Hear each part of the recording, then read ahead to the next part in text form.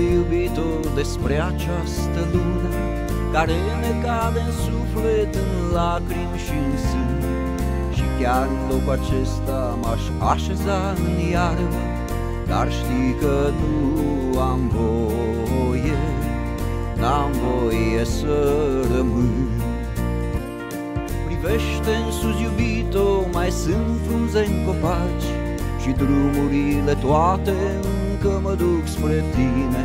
Ridică telefonul să îmi mai spui ce faci și să mă minți, iubito, o să ne fie bine.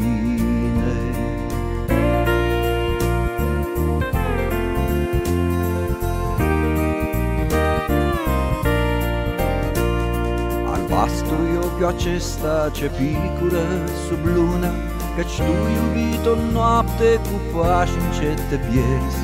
E vara pe sfârșite și nucile pe creangă sunt încă amărui, sunt încă toate verzi.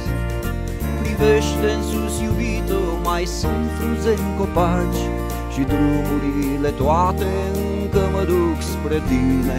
Ridică telefonul să îmi mai spui ce faci și să mă minți, iubito, o să ne fie bine.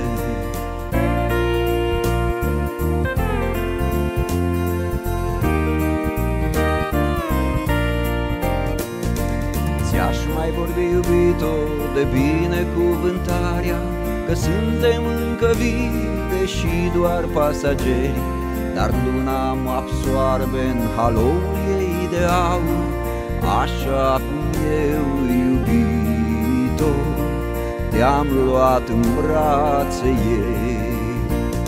Privește în sus, iubito, mai sunt frunze în copaci și drumurile toate încă mă duc spre tine. Ridică telefonul să îmi mai spui ce faci și să mă minți, iubito, o să ne fie bine.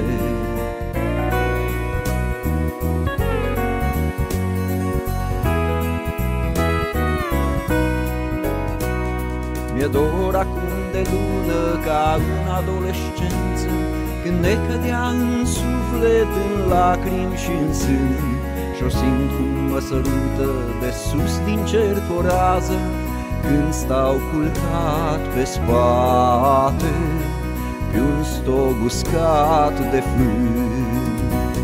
Privește în sus, iubito, mai sunt frunze în copaci și drumurile toate încă mă duc spre tine.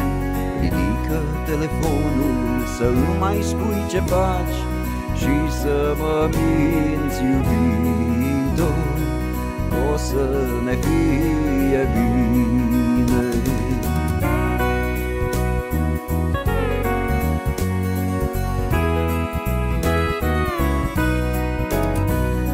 Privește în sus, iubito, mai sunt frunze în copaci și drumurile toate încă mă duc spre tine.